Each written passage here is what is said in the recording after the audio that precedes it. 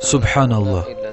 Это указывает на то, что у этих людей, идущих на смерть ради того, чтобы убить работника внутренних дел, являющихся мусульманами, у них нет знаний, нет понимания. Всевышний Аллах говорит, Он дает мудрость кому хочет, и тот, кому дарована мудрость, одарен великим благом. Однако понимают назидание только обладающие разумом. Поэтому я хочу сказать в назидание тем, кто взрывает себя и убивает мусульман.